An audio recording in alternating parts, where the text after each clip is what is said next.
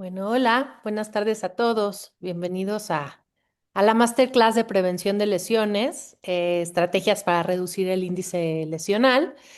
Esta masterclass va a ser impartida por Fernando Gilardi.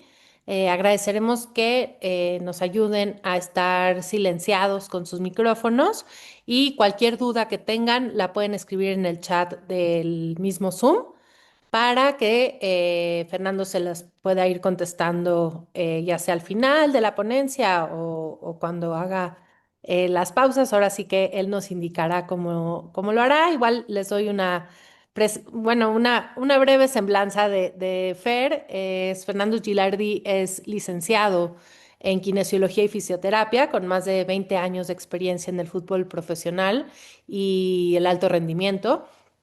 Ha trabajado con clubes y selecciones de primer nivel como Pumas, Tigres, Atlas, Santos Laguna, Sporting Cristal y las selecciones nacionales de México y Ecuador.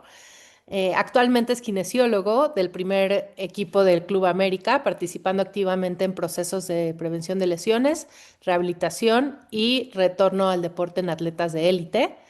Cuenta con formación internacional de osteopatía, control de cargas, análisis biomecánico, readaptación deportiva y certificaciones como EXOS y el Master FSI en Football Injury Readaptation.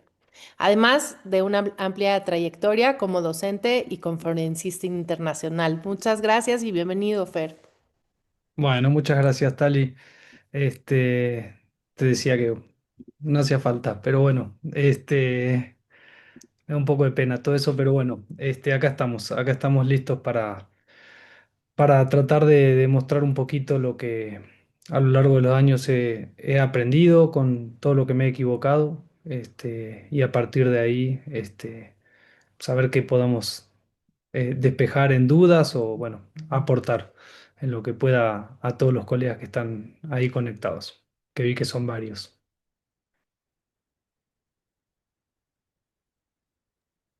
¿Se escucha bien ahí?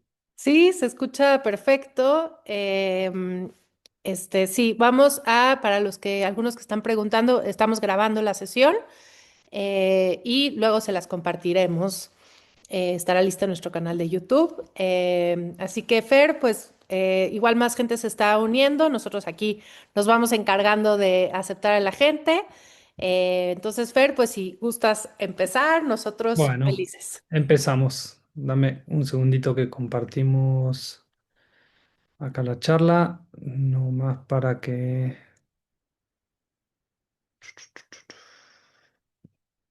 Compartir.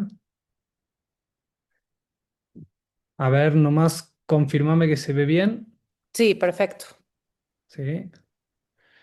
Ahí estamos bien entonces. Sí. Podemos empezar. Bueno, lo primero,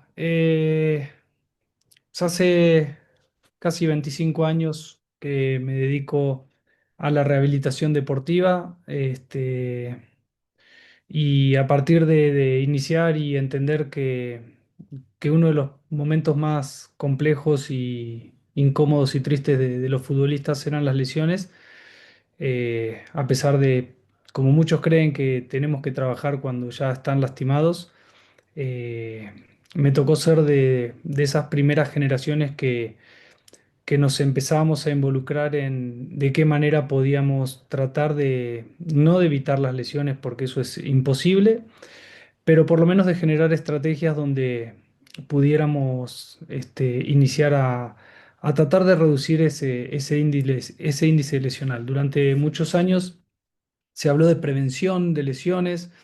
No sé si es el mejor concepto, pero muchas veces también me lo planteo de que, pues, cuando dan vacunas son preventivas también, y sin embargo igual nos da influenza, igual nos ha dado COVID, igual nos ha dado todo, con lo cual no sé qué tan malo también esté el concepto de prevención, pero creo que todo el mundo lo entiende, siempre y cuando entendamos que no es inevitable, es decir, que podemos tratar de intentar reducir el riesgo, pero seguramente las lesiones siempre van a estar.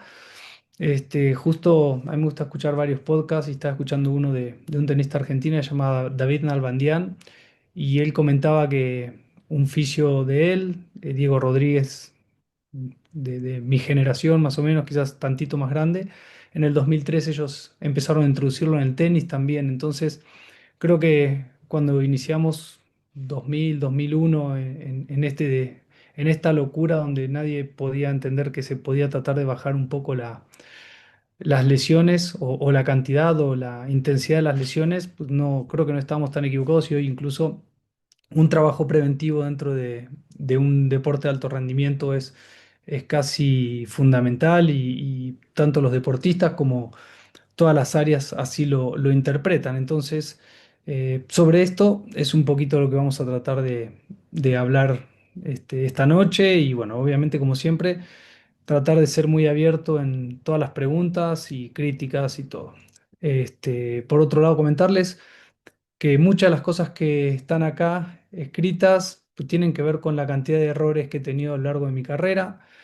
Mi hija acaba de recibirse, trato de pasarle todo lo que pueda con respecto a eso, pero todos debemos equivocarnos y aprender y asumir el error. Quienes no lo puedan hacer pues, van a tener una carrera bastante complicada, así que no pasa nada si nos equivocamos, ¿sí?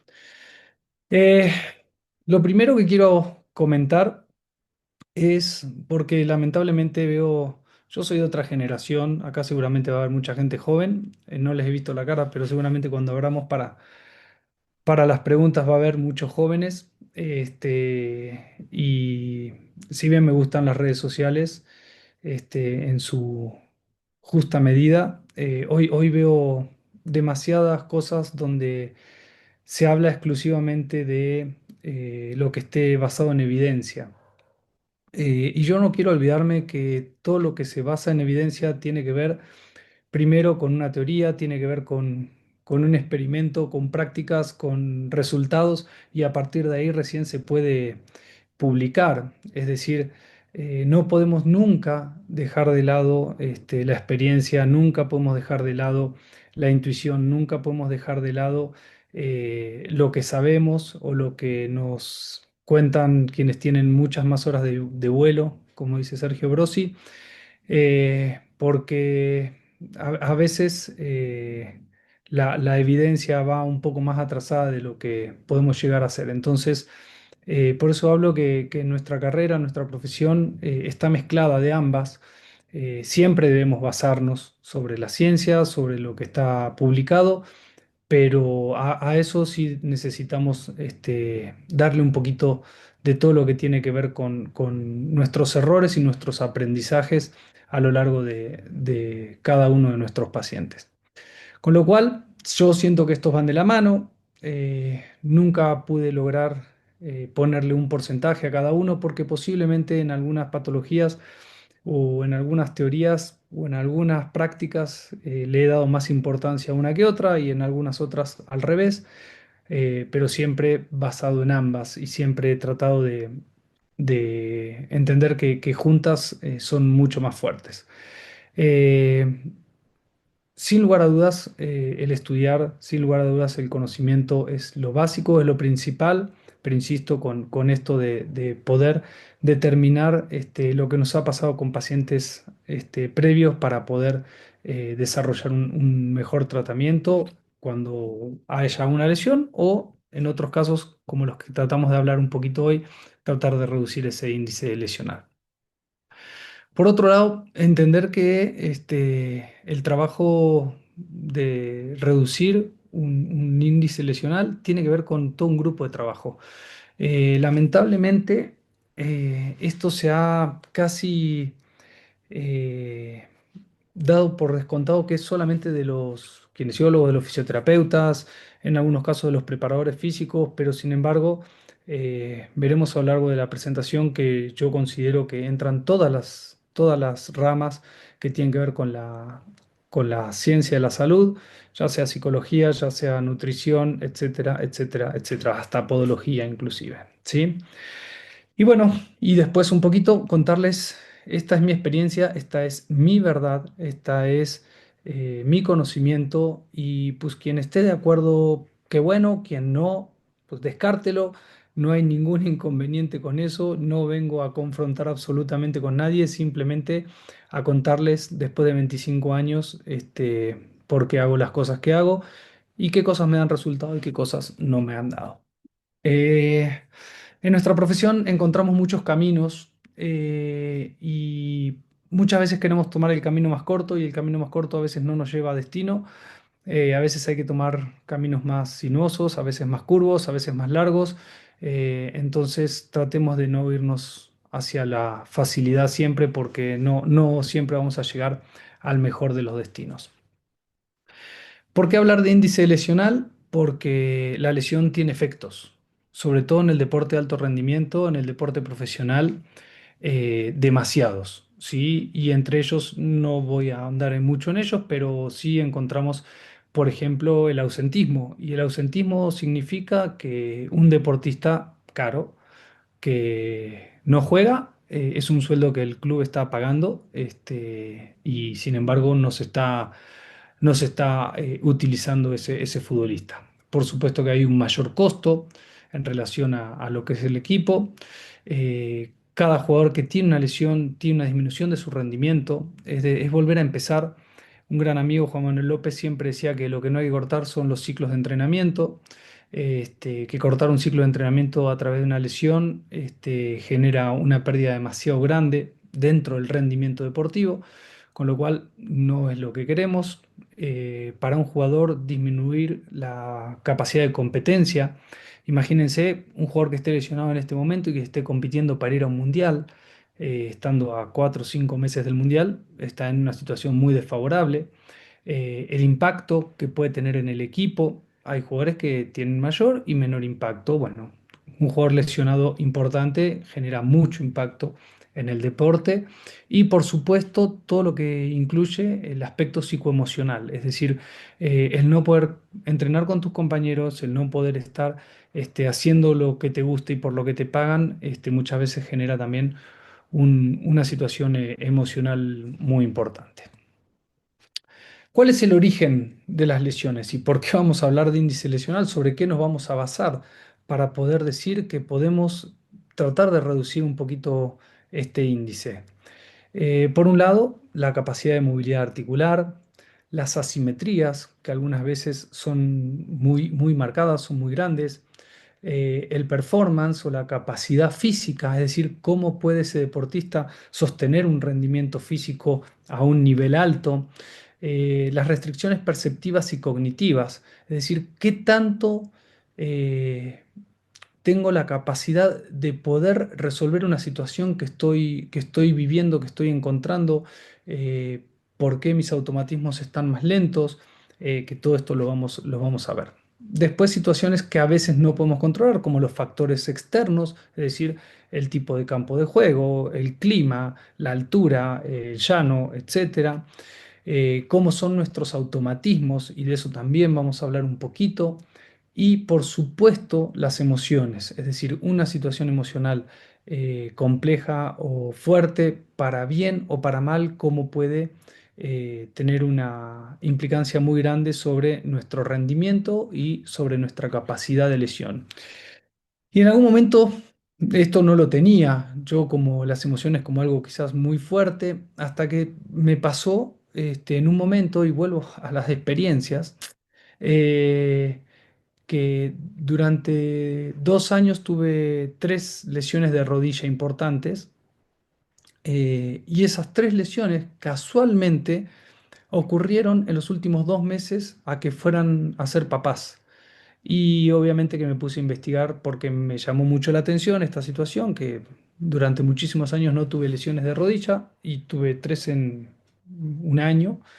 Este, y casualmente los 3 iban a ser papás y bueno, empecé a investigar un poco más y estoy completamente seguro que la situación emocional tiene una relación directa con las lesiones. Como les decía, para mí es importante la horizontalidad y el conjunto de trabajo, ¿sí? A nivel inter y multidisciplinario.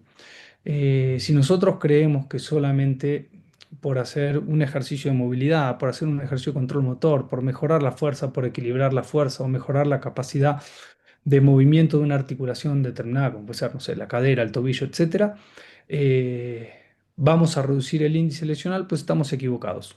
Esa es una de las tantas patas que encontramos, por eso he tratado de poner un poquito, en esta foto hay de todo.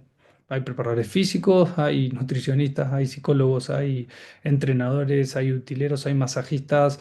Creo que el trabajo de todos aporta para que los jugadores puedan estar en una mejor condición, ¿sí?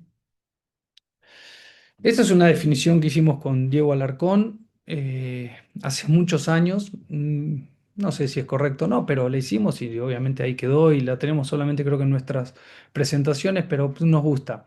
Y esto sí lo voy a leer, que es, para nosotros es un proceso sistematizado y continuo de trabajo multidisciplinario orientado a preparar al deportista para responder eficientemente a las distintas exigencias de las tareas y limitaciones del entorno, pudiendo así prolongar su participación gracias al ahorro energético, producto de la optimización de la coordinación muscular frente a las perturbaciones del deporte, logrando una disminución de ausencia por lesión y extendiendo su carrera deportiva. Eh, no sé, porque creo que nos agarró en la pandemia, entre tanto estudio y tantas charlas y todo eso, nos pusimos a desarrollar esta, esta definición y creo que para nosotros ha sido muy completa porque primero que integramos absolutamente a todas las áreas, segundo que entendemos que la energía conforme se va desgastando es como una pila, el cuerpo humano conforme se va desgastando empieza a tener mayor posibilidad de tener una lesión o de tener un menor rendimiento deportivo. Y la cantidad de estos lleva obviamente a disminuir una carrera deportiva, es decir, o hacerla más corta. Entonces, es por eso que esta definición, quizás un poquito larga, pero donde tratamos de involucrar un poquito todas los pensamientos que teníamos. Un gran autor que yo valoro y me gusta muchísimo como Gray Cook, eh, define el ejercicio funcional, porque muchas veces, insisto, con las redes sociales, yo gracias a Dios no tengo TikTok, pero pues, Instagram sí me meto y consumo mucho generalmente en todo lo que tiene que ver con ejercicios. Y hay mucho color, ¿no? O sea, a veces parece que cuanta más cantidades de ligas y situaciones que entorpecen el correcto movimiento, es mejor. Y sin embargo, el ejercicio funcional, según Gray Cook, se define por lo que produce y no por lo que parece. Es decir, tengo que tener muy claro a dónde voy, qué es lo que estoy buscando con un ejercicio para poder determinarlo. Hay una gran lista, por supuesto, de progresiones y regresiones para cada uno de los ejercicios, donde podemos complejizarlos o donde podemos hacerlos mucho más simples, pero realmente tenemos que pensar si lo que estamos buscando es lo que vamos a lograr con ese ejercicio. Muchas veces decimos, ah, qué buen ejercicio en Instagram, y después resulta que ese ejercicio no sirve para nada para nuestro jugador, lesionado o sano. Entonces, no debemos hacer las cosas para que queden bonitas, sino para que realmente cumplan una función. Y este ejercicio funcional, si tiene un impacto positivo sobre las funciones neuromusculares o metabólicas que se pretenden mejorar.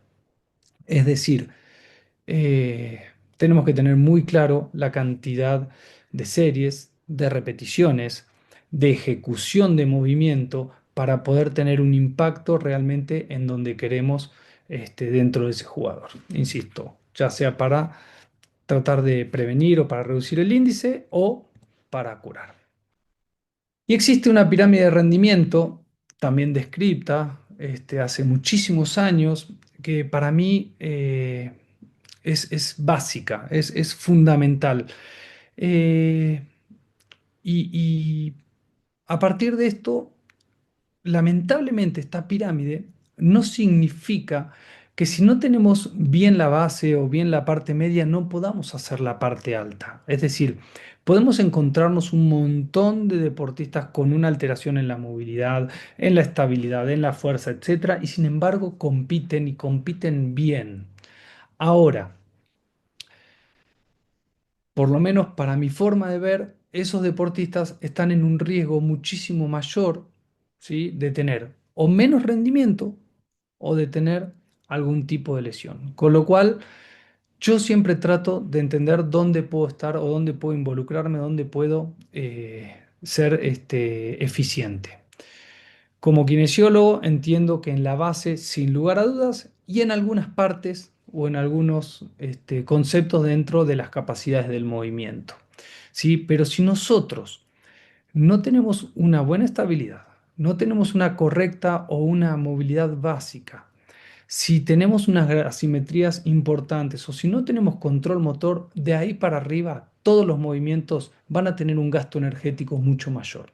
¿Que los pueden hacer? Sí. ¿Que pueden no lesionarse? Por supuesto. ¿Que pueden tener un buen rendimiento? Pero por supuesto, porque el deporte de alto rendimiento eh, a veces, como le digo, no está escrito por la ciencia, sino a veces encontramos, no sé, jugadores que llegan con resonancias de rodillas que dice, esto es imposible que este jugador pueda jugar al fútbol y sin embargo juega y juega 5 años más, 8 años más y a altos estándares de rendimiento.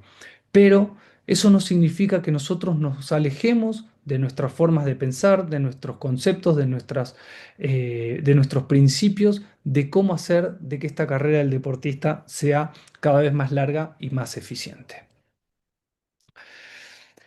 Cuando hablamos de cargas, y obviamente ya empiezo a hablar un poquito de lo que a mí me compete, yo soy bastante obsesivo con toda esta situación, ¿no? Eh, si bien soy kinesiólogo, me dedico a rehabilitar, a readaptar, eh, trato de tener mucho control, sobre todo de los jugadores que están sanos, para ver desde qué lugar puedo por lo menos en mi teoría, evitar una lesión o reducirla, ¿sí? Con lo cual, es importante tener un control absoluto de las cargas musculares que se hacen en gimnasio. El famoso 3x10, 4x10 o lo que quieran poner. O sea, si realmente no tenemos, insisto, un objetivo, ¿qué es lo que buscamos? Buscamos hipertrofia, buscamos un aumento de la fuerza, buscamos potencia, buscamos etcétera, etcétera, etcétera. ¿Cómo lo queremos medir? A través de series y repeticiones. Lo queremos medir a través de repeticiones en reserva. Lo queremos medir a través de percepción del esfuerzo. Lo queremos medir a través de la velocidad. Este, tenemos que tener un control en el gimnasio de qué es lo que vamos a hacer, porque muchas veces podemos generar muchas complicaciones tan solo en el gimnasio y sobre todo cuando no ejecutamos de forma correcta un ejercicio. Por supuesto que las cargas físicas en el campo, hoy por hoy, tienen mucho que ver el control a través de los GPS, donde nosotros podemos ver cada métrica y qué es lo que estamos buscando cada uno de los días en los entrenamientos. Y es nuestra responsabilidad dentro del área de readaptación poder dar alertas simplemente al cuerpo técnico. Mira, hubo mucho trabajo neuromuscular, faltan sprint, y a partir de ahí el cuerpo técnico siempre toma la decisión que quiere. Pero es importante para nosotros tener ese control y poder monitorearlo y informarlo. Y por último, las cargas técnico-tácticas.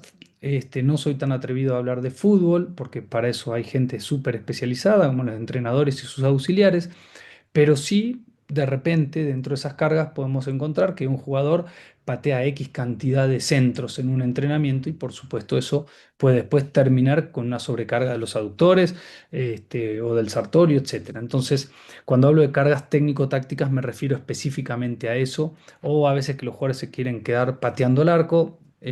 Son cargas que no tienen a veces mucho control y pueden generar algún tipo de fatiga, contractura o lesión a futuro.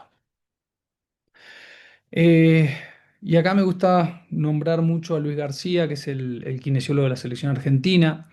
Eh, yo tenía muchos conceptos, pero no sabía a veces cómo aterrizarlos, ¿no? Los tenía en mi cabeza, no los había estudiado, simplemente desde mi lógica los ejecutaba hasta que un día Luis García me cultivó en esto y es la teoría de la huella motriz. Es decir, cómo nosotros podemos impactar dentro de nuestros automatismos, con trabajos específicos en gimnasio controlados y muy simples, ¿no? Entonces, tiene que ver con cómo nosotros buscamos o qué situación nosotros buscamos controlar dentro del juego, ¿sí? En este caso, por lo menos, control de los esguinces de tobillo, este, y de qué manera nosotros podemos impactar a través de un control motor para una mejor ejecución en un gesto que después tiene un rival, tiene un balón, tiene un clima, tiene un campo de juego, mejor o peor, etcétera, etcétera, etcétera. Y a partir de ahí, creo que organicé muchísimo mejor esta parte de mis trabajos preventivos porque empecé a darle y junto con toda la formación que tengo de Exos, un orden mucho más específico para poner un punto donde quiero llegar y a partir de eso hacia atrás, cómo llego a esta situación. En este caso es generar una inestabilidad de tobillo simple, y donde el jugador tiene que tener mucho control de cómo genera esos apoyos, cómo genera esos pasos, cómo controla cuando se levanta el talón, etcétera, etcétera, etcétera. ¿Sí? Por eso, en este caso ahí está Romy, una fisioterapeuta que trabajamos en Sporting Cristal, controlando y supervisando y tratando de que todo lo que tenga que ver con el control motor, la atención sea absoluta. Después, si no hay tanto como atrás, que están hablando mientras hacen el trabajo de phone roller. No me preocupaba tanto, en los de movilidad quizás tampoco, pero a la hora de tener el trabajo de control motor, por supuesto que la atención tiene que ser absoluta. Y cuando hablamos de huellas motrices, tienen mucho impacto varias situaciones que te van pasando a lo largo de la vida. Como por ejemplo una caída, te caes de determinada manera y después no sé, te resbalaste en una escalera y después cuando bajás la escalera ya como que vas teniendo mucho más cuidado y ya no la bajás tan rápido como antes. Entonces hay que tener muy claro este, qué huellas están muy marcadas dentro de nuestro cerebro o dentro de los futbolistas, en el caso mío, o de deportistas o de pacientes normales, para tratar de borrarlas, porque se pueden borrar esas huellas motrices patológicas. De haber tenido una lesión, levanté la pierna, me desgarré y pues ya no la quiero levantar tanto, pero si tu cicatriz está bien, tu fuerza está bien, tenés que hacerlo y tenemos que llevarlo nuevamente al contexto de cómo se lesionó. Pero estas huellas tienen otros conceptos, por ejemplo, la contextura física. Yo adelgazo 8 kilos en un mes, pues mi capacidad propioceptiva sigue siendo la misma, pero mi cuerpo no es el mismo. Entonces empieza a haber cortocircuitos a la hora de moverme, porque antes yo tenía un movimiento en un espacio determinado, pero ahora el espacio es el mismo, pero yo soy más delgado. O soy más rápido porque peso menos y porque hice más pesas o lo que fuera.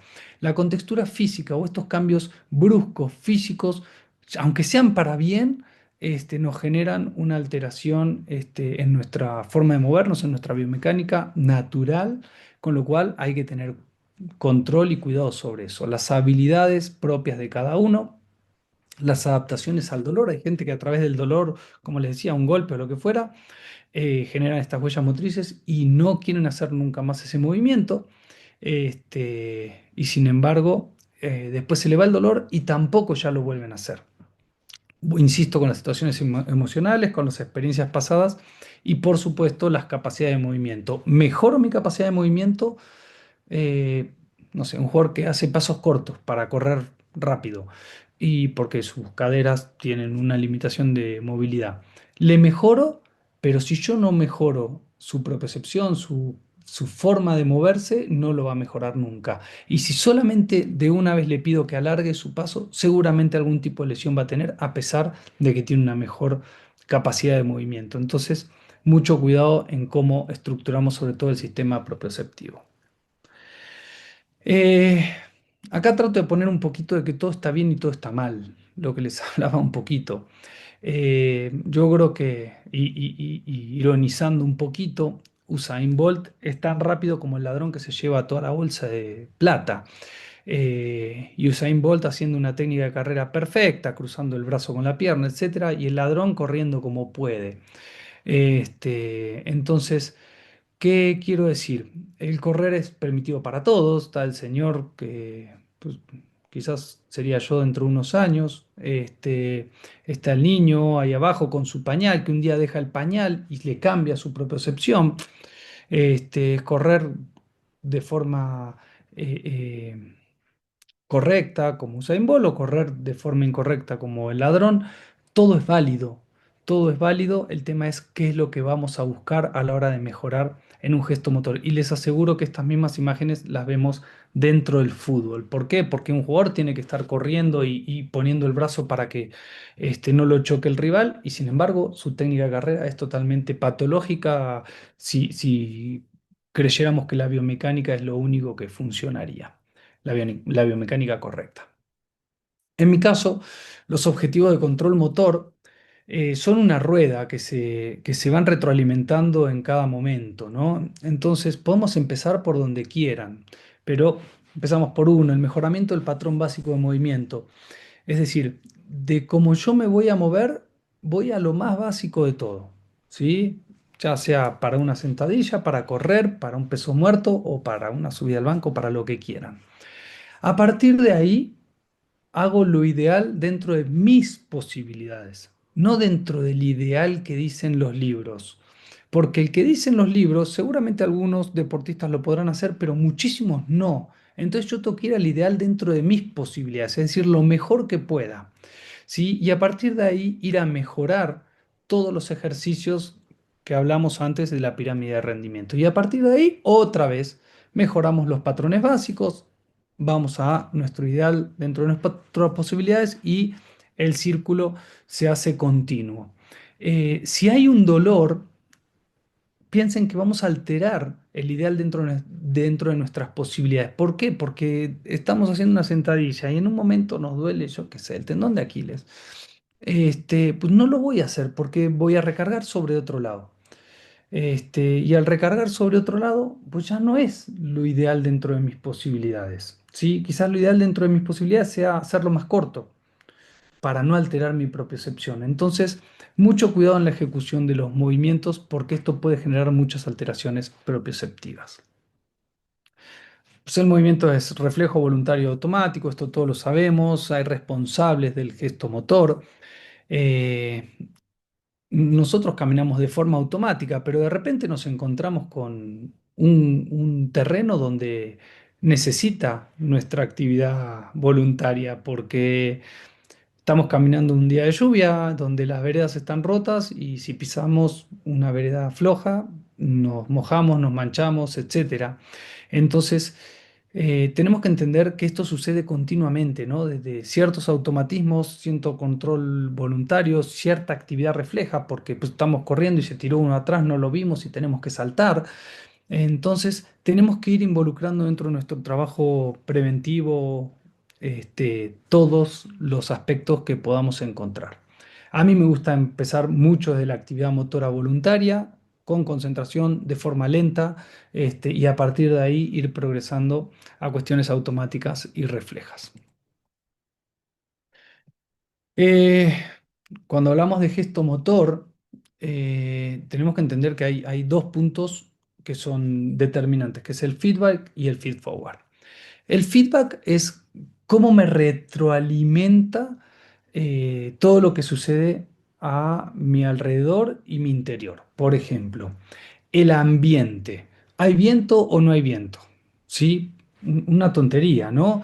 ¿Cómo es mi propiocepción? Es decir, ¿cómo es mi postura para prepararme para yo pienso que va a patear cruzado y como en este caso Ángel se prepara para que el deportista o el rival patee cruzado. Obviamente que tiene que ver todo lo vestibular a través del equilibrio, dos piernas, una pierna, un brazo levantado, un brazo abajo, etcétera, etcétera, etcétera. Y por supuesto con lo sensorial en relación a todo lo que está pasando a mi alrededor. Y una vez que yo entiendo, ¿sí? qué es lo que yo tengo la capacidad de hacer ante lo que puede llegar a pasar ante esta situación ambiental, viene el feed forward en cómo me preparo yo para esto. Es decir, si yo sé que empujo más fuerte con mi pierna izquierda, bueno, ¿cómo pongo mi cuerpo? ¿Cómo me preactivo para poder empujar con mi pierna izquierda? ¿Cómo propongo ese movimiento en relación a lo que voy a creer que va a pasar? ¿Cómo ajusto mi postura, mi centro de gravedad, más a la derecha, más a la izquierda?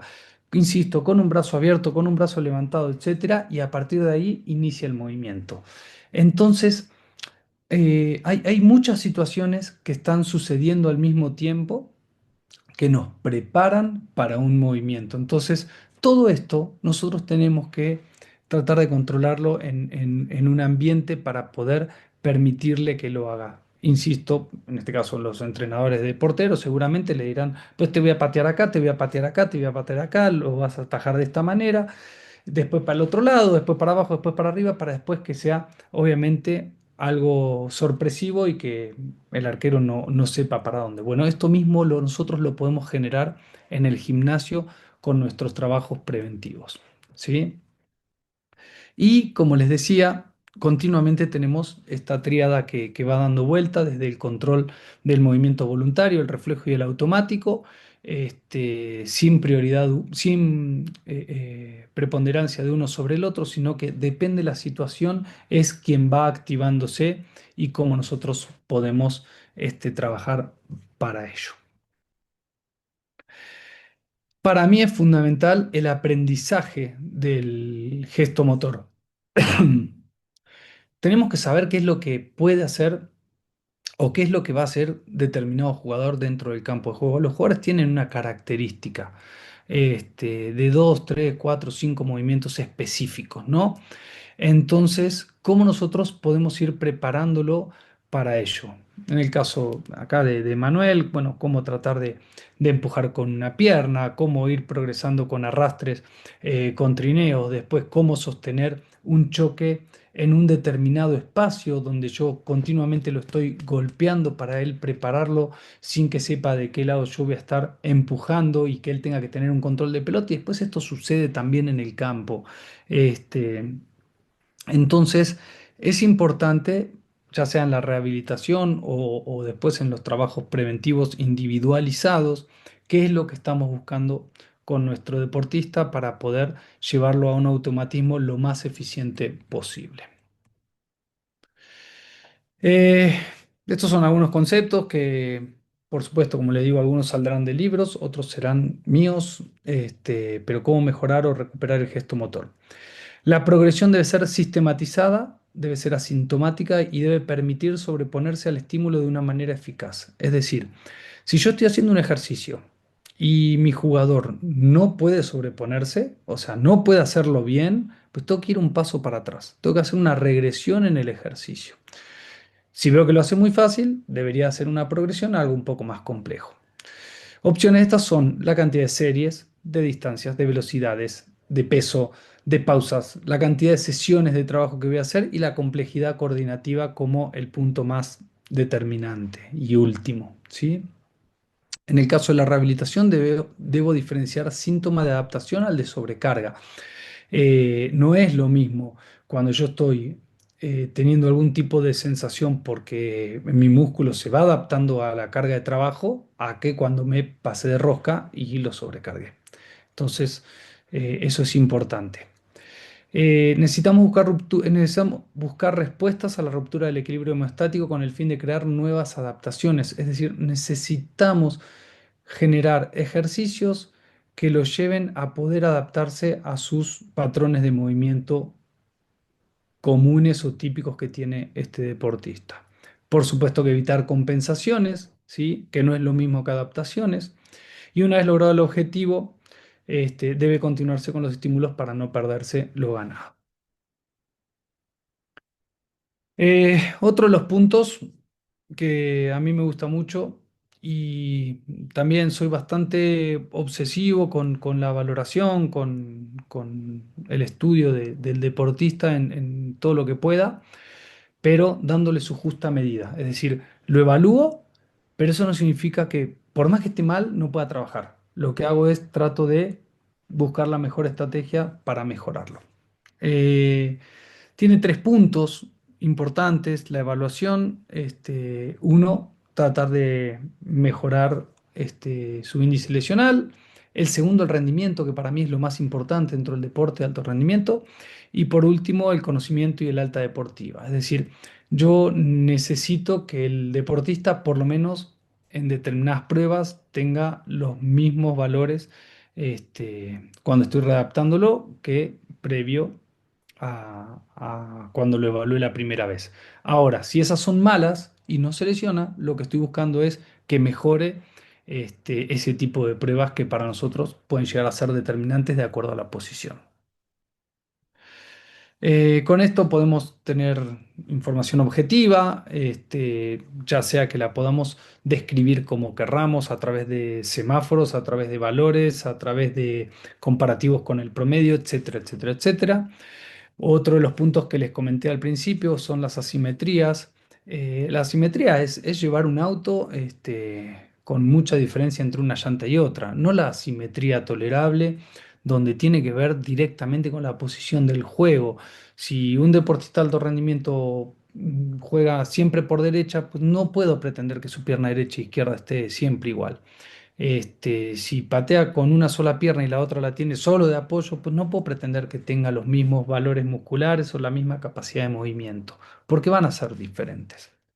Y a partir de esto generar obviamente los planes, ya sea individuales o grupales, dependiendo todas las evaluaciones que tenga y poder determinar qué es lo mejor para todo el plantel.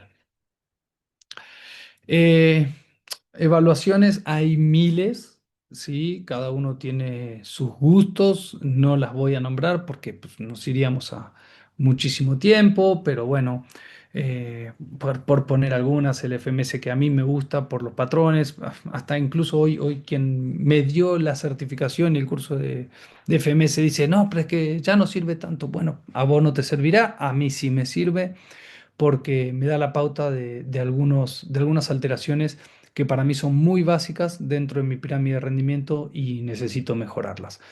Obviamente el FMS tiene una correlación con el desarrollo natural de los niños y muchas veces esas alteraciones nos llevan hasta de grandes seguir haciendo patrones que no son correctos. Y después, bueno, tenemos, por ejemplo, me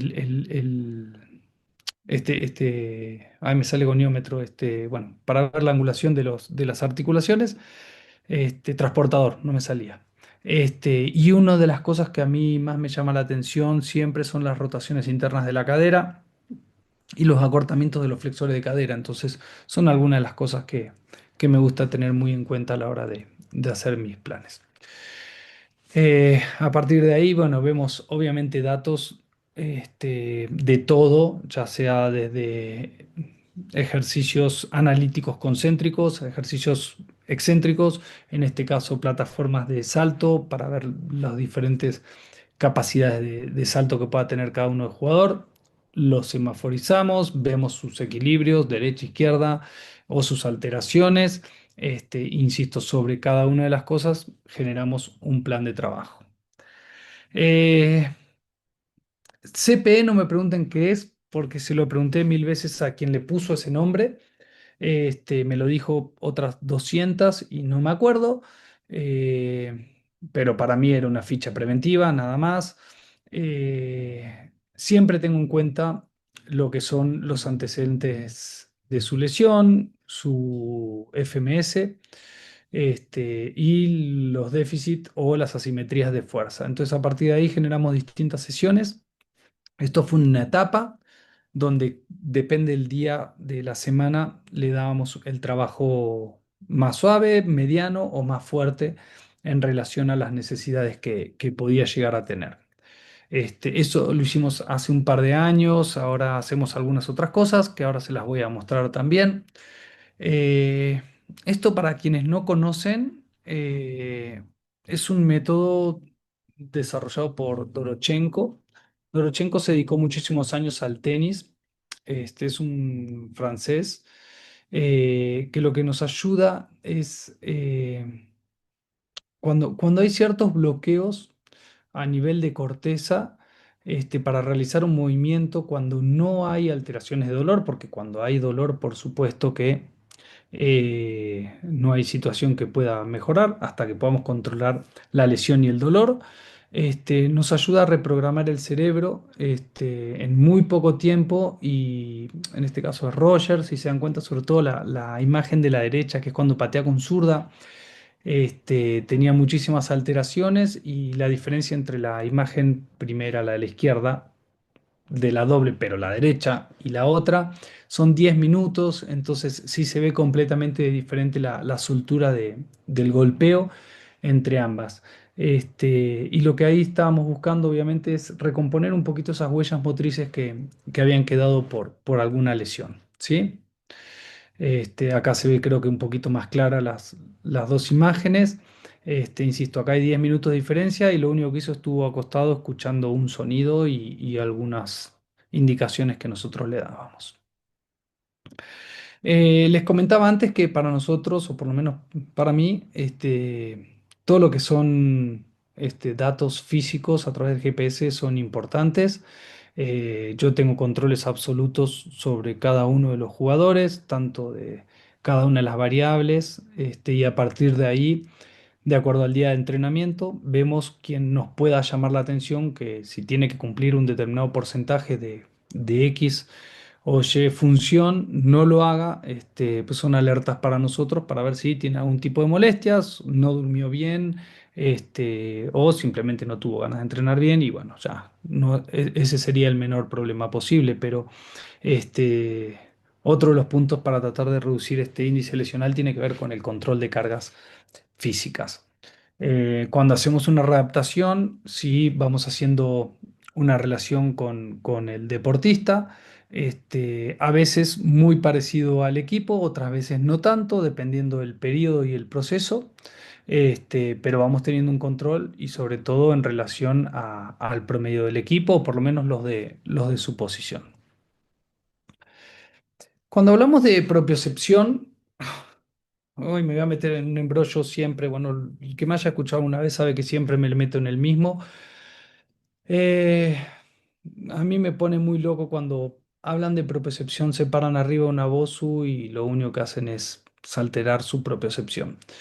Eh, para mí propiocepción es todo, absolutamente todo. Cada movimiento que nosotros hacemos, donde consciente o inconscientemente tenemos el control de nuestro cuerpo. Eh, Cuando hablo de nuestro cuerpo, hablo en general, desde nuestros dedos hasta dentro de nuestros ojos, o alguno, la mayoría de ustedes que tendrá pelo, en mi caso no. Este, mm, Tenemos el control de nuestros movimientos o de nuestras capacidades de movimiento. Eh, la propiocepción es mejorable, por supuesto. O no sé si es mejorable la propiocepción, pero sí la capacidad de movernos o ser más eficientes o tener un menor gasto energético para el mismo ejercicio o para el mismo movimiento.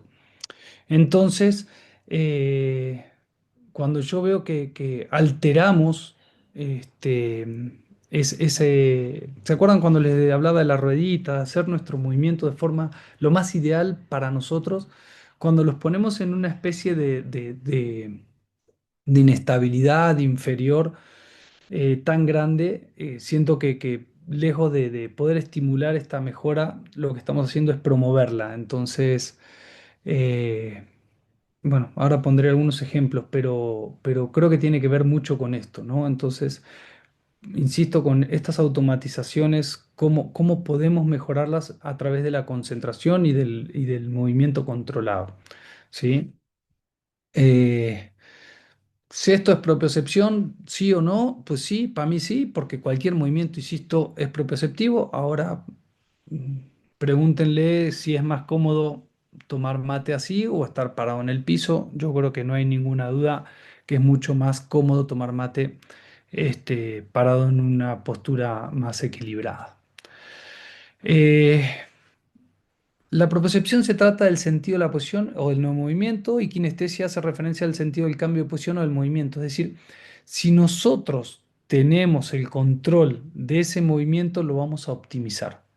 Si nosotros no lo tenemos, porque obviamente muchas veces estamos haciendo un movimiento automatizado o inclusive algún tipo de movimiento reflejo, cuanto más claro tengamos cómo se hace ese movimiento que no vamos a determinar cómo hacer, va a ser mucho más eficiente.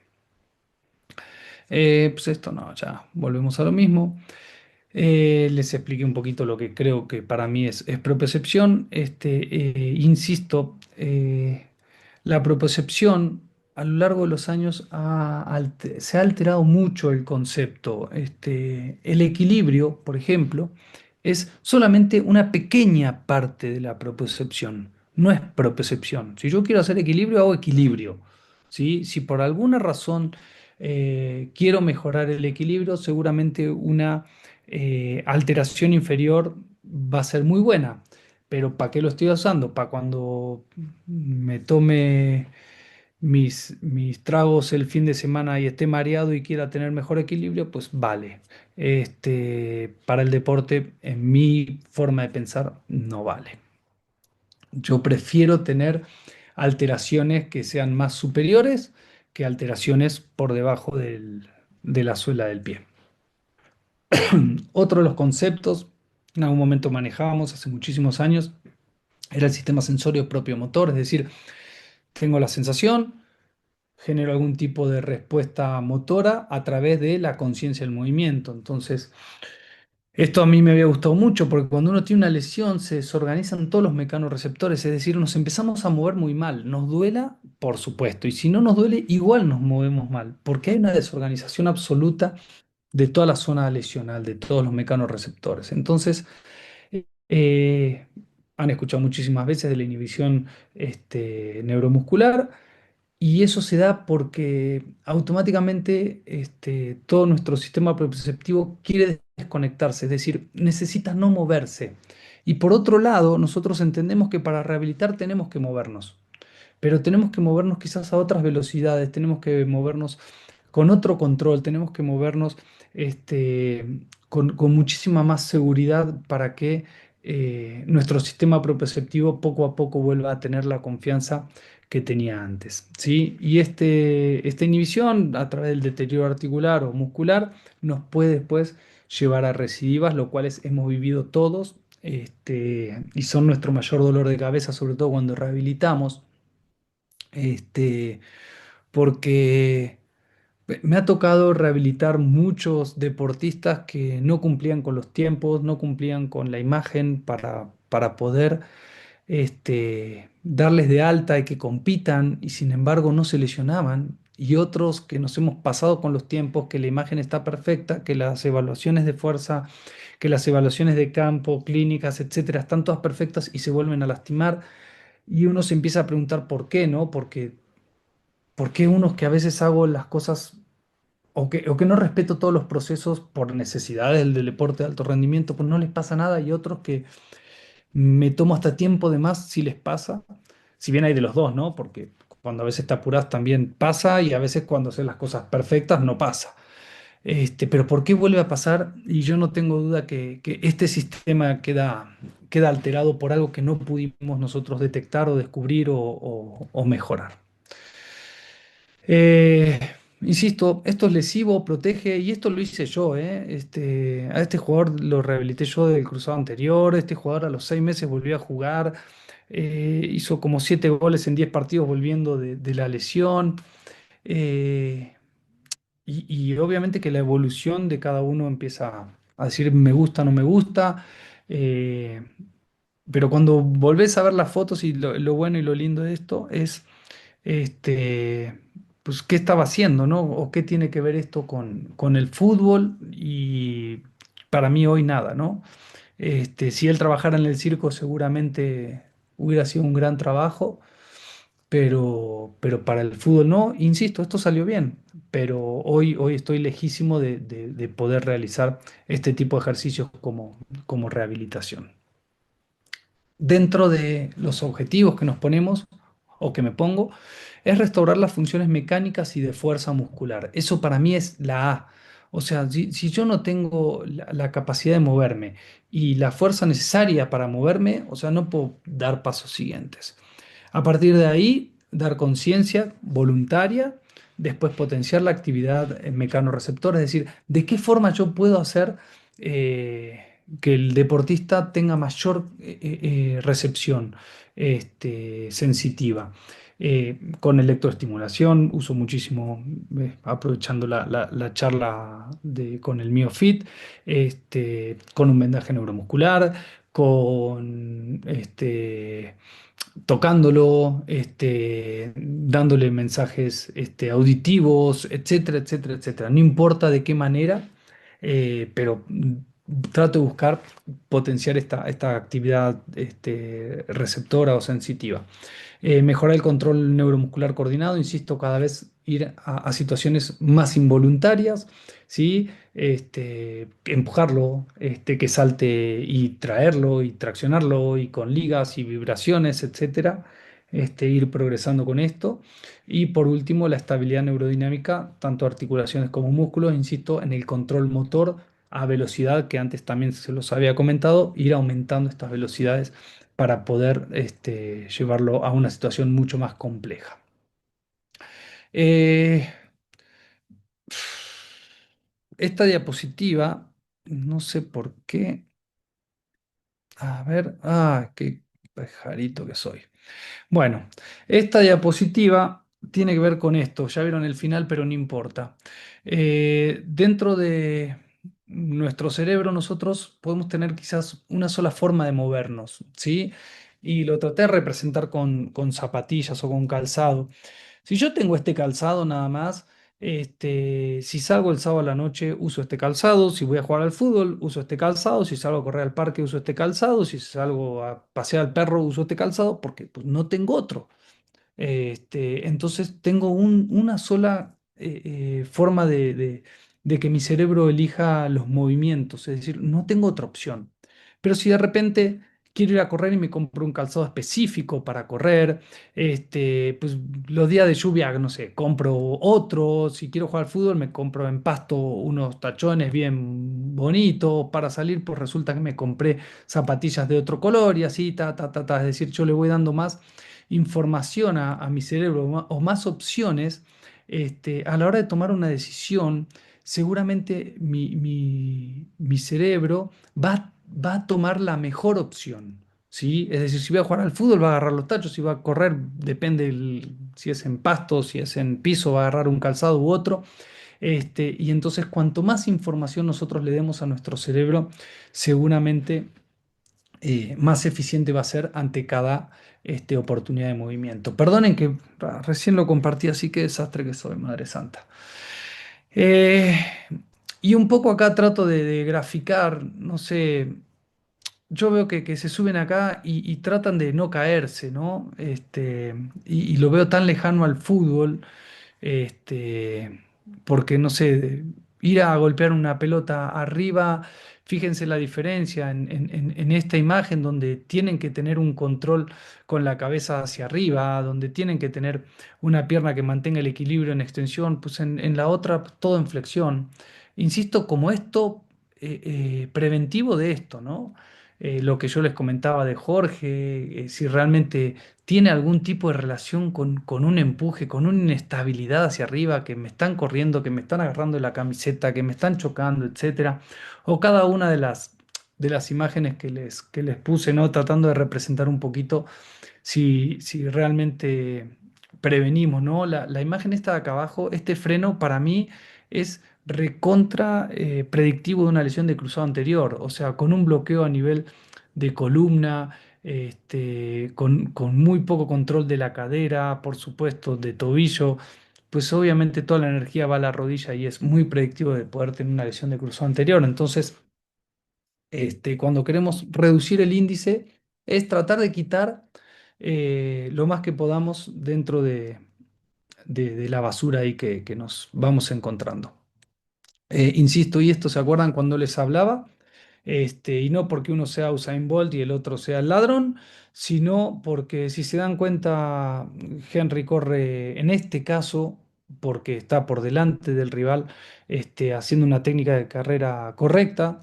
Y Julián, que está disputando una pelota, pues corre como el ladrón de la bolsa. Y esto sucede habitualmente en el fútbol y necesitamos prepararlo para todos. Si solamente queremos prepararlos para que corran perfecto, pues en algún momento cuando pase la situación como la de Julián, fíjense hasta el pie izquierdo cómo tiene el apoyo totalmente lateral.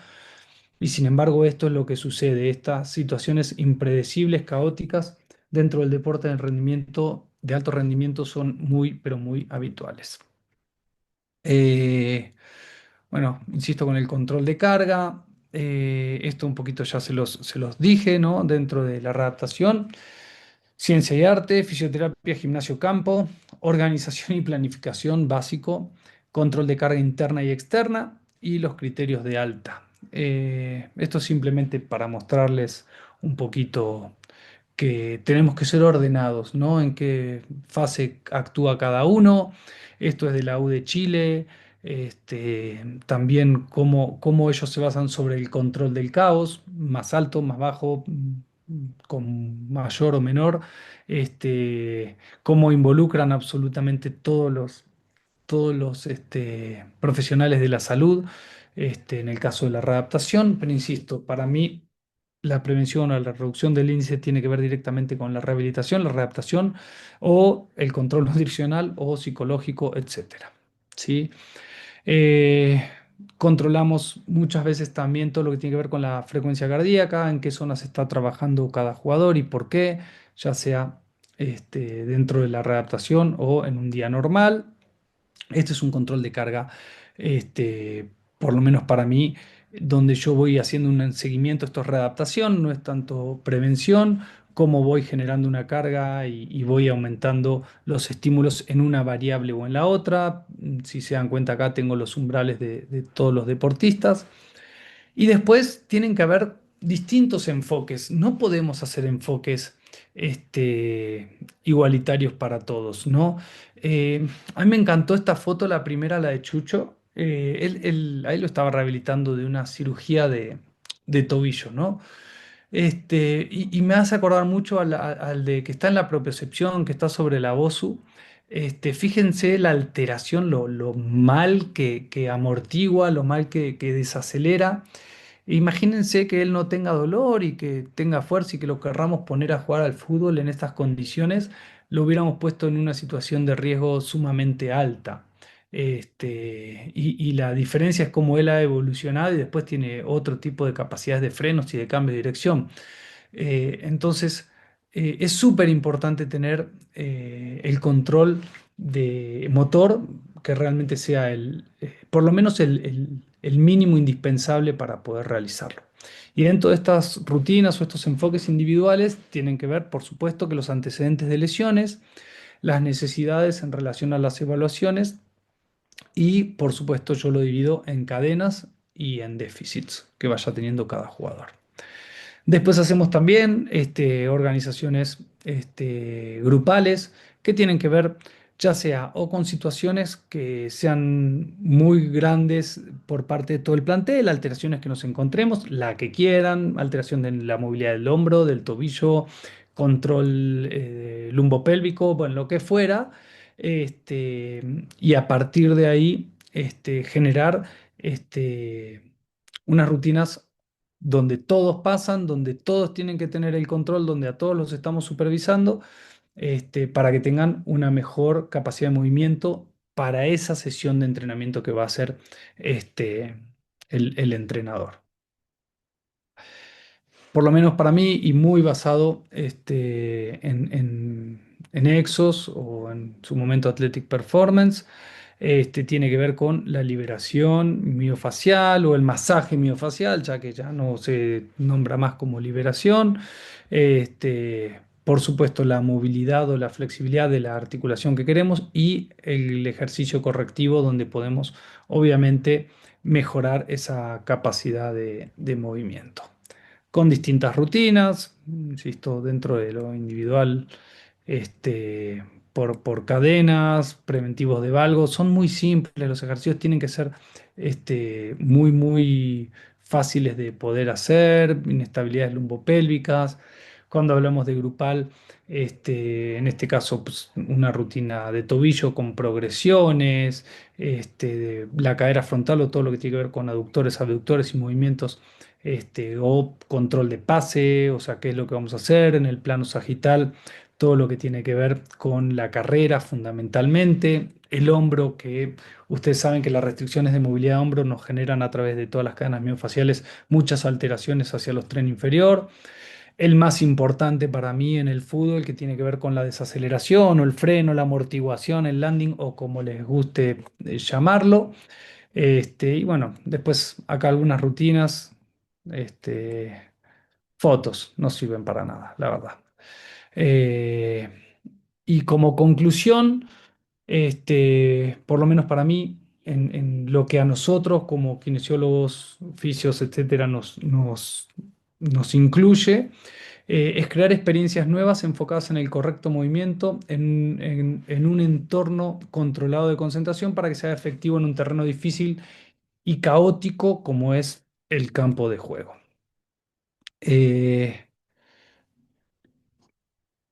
Generar inestabilidades reales y perturbadoras para trabajar la propiocepción, insisto, no inferiores porque no existen por lo menos en el fútbol, quizás si corren en la montaña estaría buenísimo que se paran en Bosu, pero en este caso por lo menos para mí no, que con empujes, caídas, rotaciones, etcétera, pero sobre terrenos que no sean los de juego. Eso para mí no es perturbador, es asesino.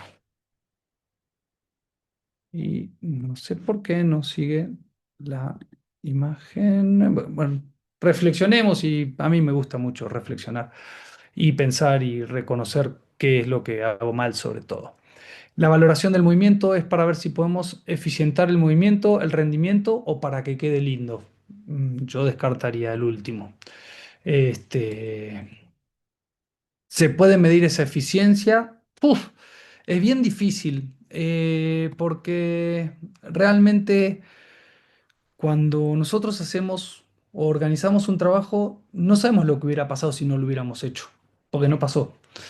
Entonces, creo que las convicciones ahí es donde toman una repercusión mayor. Buscamos que no se lesione y con eso mejore su rendimiento, sin lugar a dudas. Creo que cuando no cortamos el ciclo de entrenamiento, el jugador siempre va a estar mejorando, nunca va a empeorar. ¿Existe un movimiento perfecto que nos garantice mejores resultados o existe un movimiento que nos ayude a ser más eficaces? Sin lugar a dudas, los movimientos siempre van a ser lo que nos lleven a hacer o a tener un menor gasto energético y ahí aparece Sergio Grossi, un referente. ¿Qué relación hay entre las experiencias vividas, caídas, temores, seguridades, engramas motores establecidos durante la vida, líneas de movimiento, cadenas miofaciales, etcétera, con la eficiencia del movimiento? Yo creo que mucho.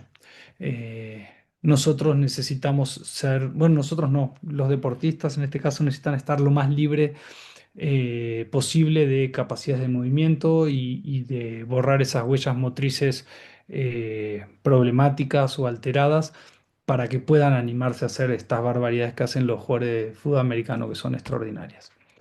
O debemos prepararnos para la mayor cantidad de movimientos posible que se practican en el deporte, sin lugar a duda.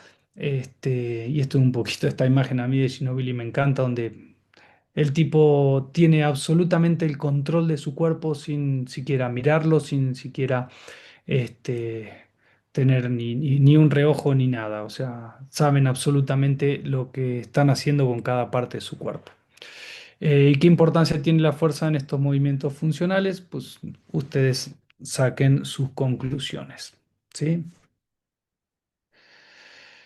Eh, el buen juicio nace de la buena inteligencia deriva de la razón, esta saca de las buenas reglas. Las buenas reglas son hijas de la buena experiencia, madre común de todas las ciencias y las artes. Insisto, ciencia fundamental, experiencia fundamental también. Leonardo da Vinci, así cierro todas mis charlas porque me revienta que todo tenga que estar basado en evidencia. Muchísimas gracias y bueno, ahí estamos para lo que necesiten.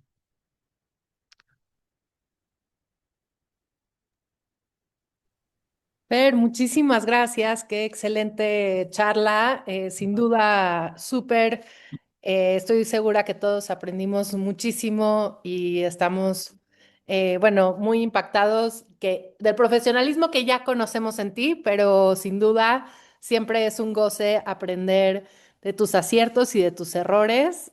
Muchas gracias. Bueno, si te parece bien, podemos pasar un poco a las preguntas. Sí, claro, claro. Gracias. Nos comentan que la importancia del calentamiento y estiramientos, tiempo de hacerlos proporcional al tiempo total del ejercicio o es estandarizado. Bien, qué buena pregunta. Yo soy de los que cree que para calentar es mucho más importante la movilidad, la flexibilidad dinámica, el estímulo al estiramiento, pero no el estiramiento sostenido. eh, Porque el estiramiento sostenido inhibe, el estiramiento sostenido relaja y lo que menos queremos antes de un entrenamiento, de un partido, lo que fuera, es esto. Entonces, a mí me gusta mucho todo lo que tiene que ver con la movilidad articular. No mucho, simplemente es un estímulo porque es prepararlos para la entrada en calor, sería como una pre-entrada en calor, algunas flexibilidades dinámicas, ir aumentando las velocidades y después obviamente que el trabajo de estabilidad, para poder empezar con una entrada en calor ya mm, más relacionada al deporte. Perfecto. También preguntan, en caso de una lesión previa, ¿cómo trabaja para prevenir la recaída durante el proceso de RTP? Ah, bueno, es un poquito lo que hablaba un poco de los controles de carga. Eh, Nosotros, bueno, tenemos mucha suerte de poder tener un control de imágenes muy frecuente. Este control de imágenes a nosotros también nos permite ver cómo está la vascularidad, cómo está la tensión del músculo en el caso que fuera muscular. Y a partir de ahí pues, yo tengo mi proceso. El primero tiene que ver directamente con controlar el dolor, limitar el proceso inflamatorio y a partir de ahí el desarrollo de la fuerza. Para mí es básico tratar de ganar fuerza y una vez que tengo los niveles de fuerza necesarios o determinados en mi planificación, ya empiezo con ejercicios mucho más agresivos y violentos. Ya me voy a todo lo que es potencia, velocidad, saltos, etcétera. Pero primero sí me aseguro de tener una base de fuerza para poder darle más seguridad a la hora de evitar una recaída. Las cicatrices, eso, perdón, también, porque hay mucho oficio seguramente acá. Mucho cuidado con las cicatrices. A veces quedan muchas cicatrices patológicas, dan demasiada terapia, demasiado estímulo y eso genera cicatrices patológicas. Entonces, el control de la cicatriz, en el caso de las lesiones musculares, también es sumamente importante. Gracias, Fer. Pues justo con respecto a lo que comentabas también de fuerza y del MioFit, no sé si nos podrías compartir un poco cómo utilizas el MioFit, a lo mejor en qué tipo de protocolos te gusta utilizarlo, los programas. Siempre viene pues Yo, buena refrescada escuchar sí, a cómo lo ver, usas. con respecto a todo lo que es el MioFit, si bien hay muchos programas, yo soy como medio cuadrado, ¿no? Todo lo que tiene que ver, cuando tengo jugadores con asimetrías, trato del trabajo complementario de la pierna en el caso que tiene menos fuerza, estimularlo. Entonces, me voy básicamente a los trabajos de fuerza específicos, junto con el ejercicio. La otra compensación que hago a veces es con el BFR. O sea, pero no salgo de ahí, de la electroestimulación y el BFR. Los voy alternando para poder ir mejorando este, la fuerza de ese segmento que está disminuido. Y después sí lo uso mucho en la recuperación. Incluso a veces en el avión pues, tenemos el miofit inalámbrico y lo llevamos y lo usamos para que los chicos, posterior al partido, como viajamos muy rápido, pues se lo vamos poniendo, para que puedan ir regenerando un poquito más rápido. A veces tenemos partidos muy seguidos, entonces hay que aprovechar los tiempos. Cuando tenemos semanas más largas, pues obviamente que tratamos de no fastidiar tanto, de no molestar tanto, porque sabemos que se van a recuperar si es una semana. Entonces, pero cuando es más corto, la electroestimulación sí la usamos mucho. Muchas gracias, Fer. Bueno, tengo aquí una persona que hizo varias preguntas. Uno es, ¿cuál es el rango de edad de mayor recurrencia lesional?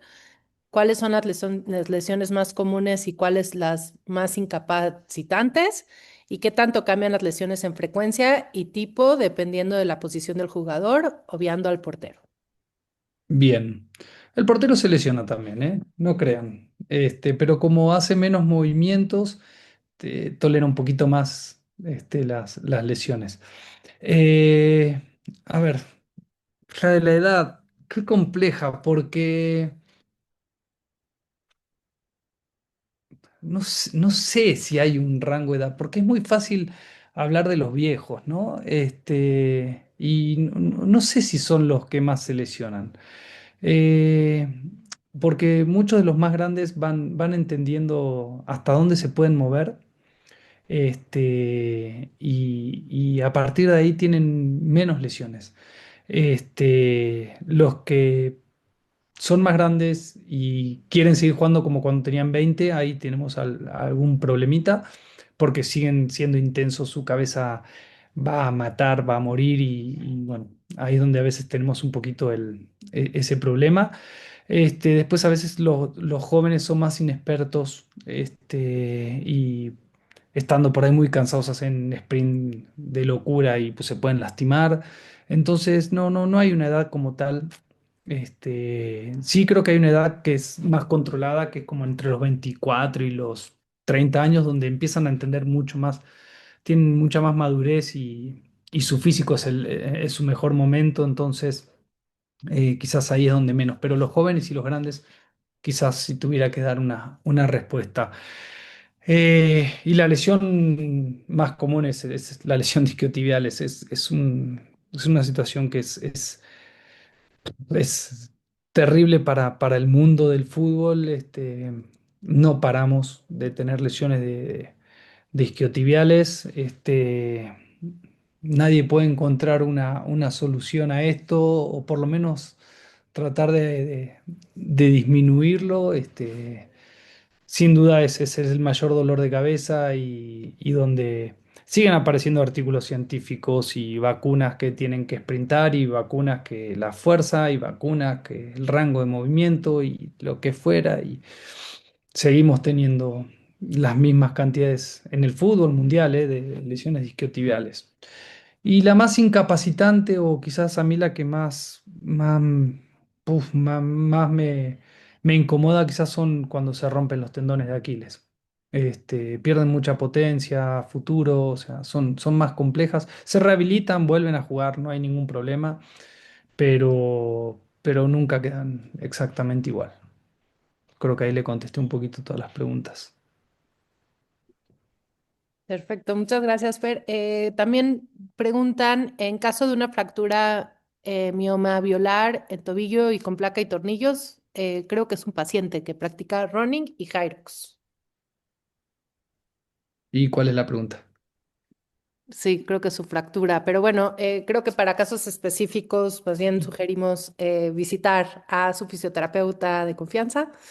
No, Eh, no, digo, sí, pregunta, pero es que no entendí no, la pregunta. O sea, sí, si lo no sé tiene, si se por ejemplo, refiere el a de una Chucho fractura. mostré, el de Sí, Chucho era así, era una fractura bimalleolar, con placa, con tornillo, sigue eh, jugando pero sin ningún problema, pero sí, no, supongo que qué tipo de protocolo utilizaste. pues lo mismo que dije antes. Ok, Quitarle el dolor, devolverle la movilidad, la fuerza, la estabilidad y después los gestos del deporte. perfecto, Fer, gracias. En caso de no contar con imágenes para el monitoreo de los mismos, ¿cómo llevaría a cabo la prevención de la recaída? La clínica. La clínica, igual para mí la clínica es soberana, o sea, nosotros tenemos la suerte de tener el ecógrafo y fantástico y todo lo que quieras, pero A mí cuando yo empecé me enseñaron que la clínica es soberana y la clínica no te hace fallar. Si vos tenés un buen diagnóstico inicial, sabes para cuánto tiempo es, haces el proceso ordenado, organizado, estructurado, progresivo, no tenés por qué tener problemas. A veces no sé qué es lo mejor, si tenerlo o no tenerlo, pero no hay ningún problema, no es necesario la imagen de control. Te das cuenta si tu paciente va evolucionando bien o no. Ok. Ah, justo la pregunta de la fractura mioma alveolar en tobillo, pregunta qué programas pueden ayudar en esos casos. Y también otra persona pregunta que para una lesión de rodilla en ligamentos medial y o lateral, ¿qué tipo de programa con el miofit y ejercicio serían los más adecuados? Bien, yo insisto, como te dije, yo no me muevo mucho de todos los ejercicios que tienen que ver con la fuerza. Los relaciono un poco al tipo de contracción que quiero buscar. Si quiero buscar una contracción concéntrica, hay programas concéntricos y hay programas de fuerza como tal. Que al fin y al cabo lo que estoy buscando con eso es aumentar el reclutamiento motor. Sí, en el caso de ejercicios excéntricos también hay programas excéntricos, con lo cual utilizo los programas excéntricos. Entonces, no me muevo mucho más de ahí. Insisto, con los de recuperación, después, obviamente, recluto unidades motoras, genero el trabajo de fuerza, termino mi trabajo, después la recuperación activa o la capilarización me ayuda a mejorar un poquito o tratar de acelerar un poco el proceso de recuperación para que al otro día pueda entrenar mejor. Si tuviera dolor, obviamente alguno de analgesia, pero en mi caso, yo no me muevo de esos. O sea, trato de usar esos porque son muy eficientes para mí. Después hay un montón de programas, pero si se acuerdan, yo en la presentación les decía que lo primero hay que plantearse un objetivo y de acuerdo al objetivo es lo que voy a hacer. Entonces, si yo me planteo un objetivo y hago este ejercicio y mejoro el reclutamiento motor con este programa, pues ¿para qué usar 30 programas? ¿No? O sea, no me gusta estar, yo lo que me da resultado y me es eficiente, ya me quedo con eso. Entonces, insisto, yo básicamente utilizo esos. Hay un montón más que quizás para alguien que esté solamente en un consultorio le puedan servir otros programas, para que, no sé, quiera mejorar, no sé, o mejorar un trabajo de core, pues usará otros, pero yo me manejo esos, específicamente los de fuerza, los concéntricos, los excéntricos, las recuperaciones post-entrenamiento, post-partido, la capilarización y alguno analgésico en el caso que lo requiera.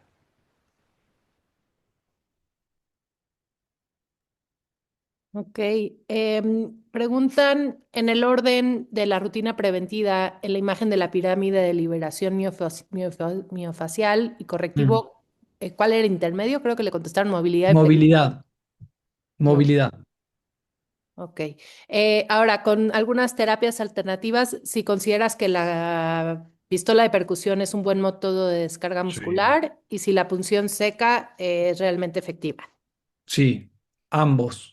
La pistola de percusión a mí me gusta muchísimo y sobre todo para cuestiones autógenas, o sea, que agarren la pistola y se masajeen, o sea, está buenísimo.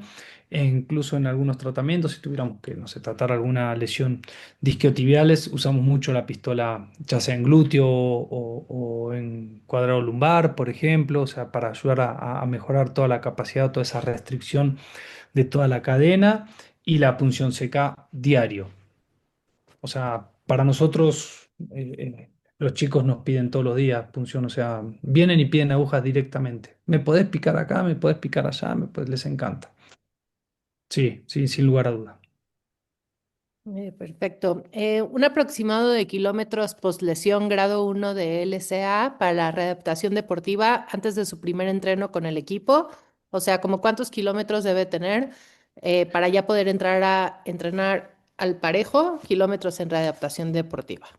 Es que la distancia para mí cada vez es menos importante. Eh, por lo menos yo en el alto rendimiento le doy mucha más importancia a las actividades en alta intensidad, a las aceleraciones, a los frenos, a los sprints, a los cambios de dirección. Yo, más que distancia, yo le diría que se asegure que tenga buenos aterrizajes, que frene bien, que cambie bien de dirección, que pueda rotar, que tenga movilidad su tibia con respecto a su rodilla. Me parece que son cosas mucho más importantes que la distancia en carrera. Ok, preguntan, ¿cómo saber si una lesión como un desgarre muscular, esguince, cicatrización y no tengo equipo de imagen? ¿Cómo valoro si estoy haciendo lo correcto? Pues estudiando. No hay mucho. No tenés por qué no hacer lo correcto si seguís un proceso de rehabilitación adecuado y con lo que hayas estudiado en la universidad y hay millones de papers y con programas, no sé, de Aspetar. eh, no hay no se necesita tanto. Todo lo demás es color.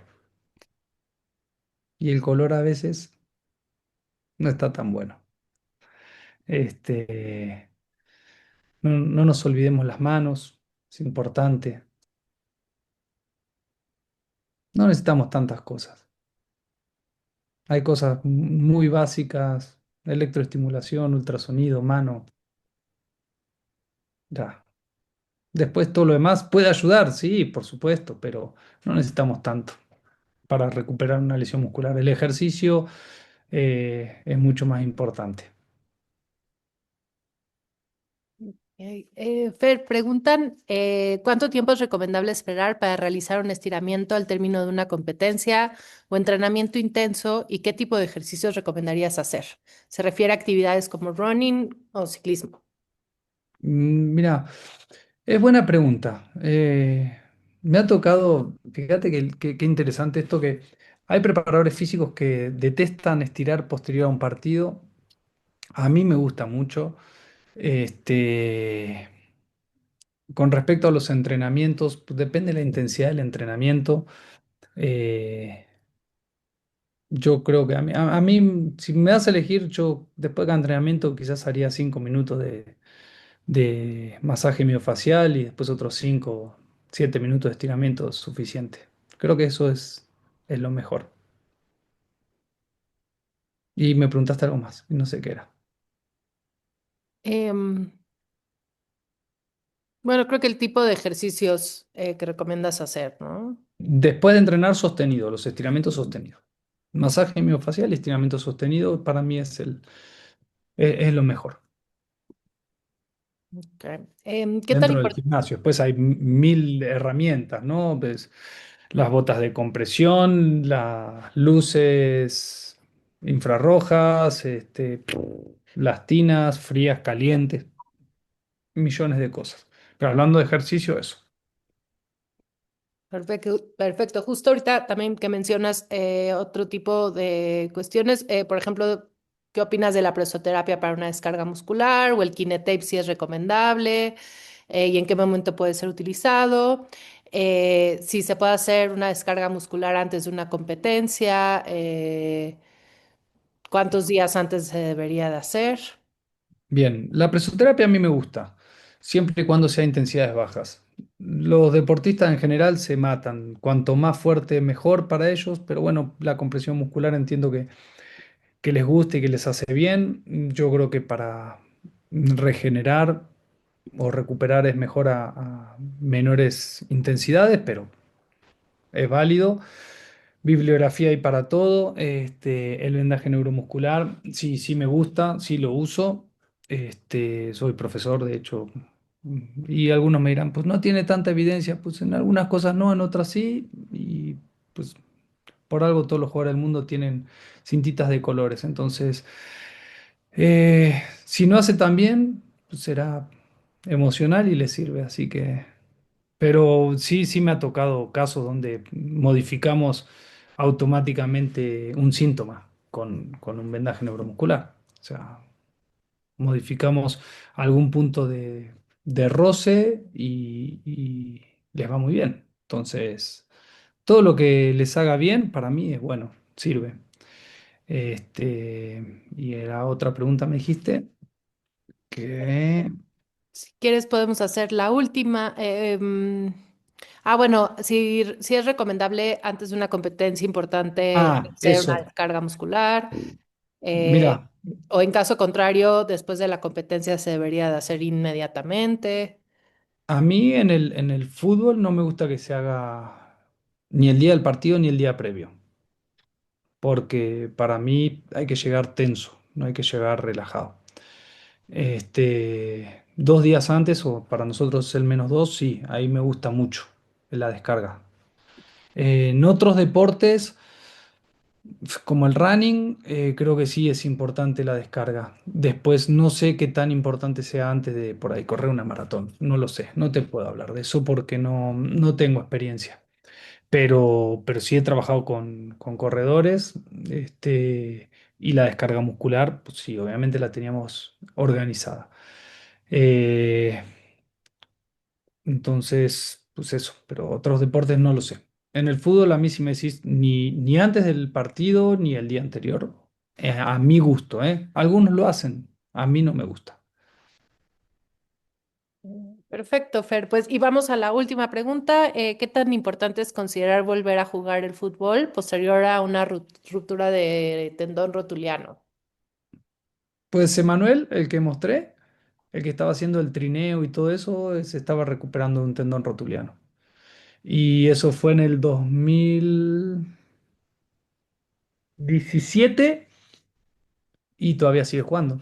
Y tiene como 39 años. Así que tienen que volver a jugar. ¿Por qué no? Súper, Fer, pues bueno, de verdad, muchísimas gracias. Puros comentarios muy impactantes sobre tu charla. Sin duda, te volveremos a invitar para que nos platiques más de tus experiencias, de tus aprendizajes, de tus errores. Siempre es un gusto aprender de ti. Gracias por todo, por tu tiempo, por contestar las dudas y bueno, y seguimos en contacto. Bueno, gracias a ustedes. Saludos, bueno, a toda la gente y para lo que necesiten, yo estoy. No hay ningún problema. A veces me tardo un poquito en contestar, pero estoy. Así que a través de tal y lo que necesiten, acá estamos. Sí, con mucho gusto. La clase se va a quedar grabada, entonces probablemente la vamos a subir a nuestro canal de YouTube, yo creo que el día de mañana, y ya se las hacemos llegar en el chat en donde les hicimos llegar toda la información. Gracias a todos, gracias Fer y que pasen buena noche. Nos vemos. Buenas noches. Hasta luego.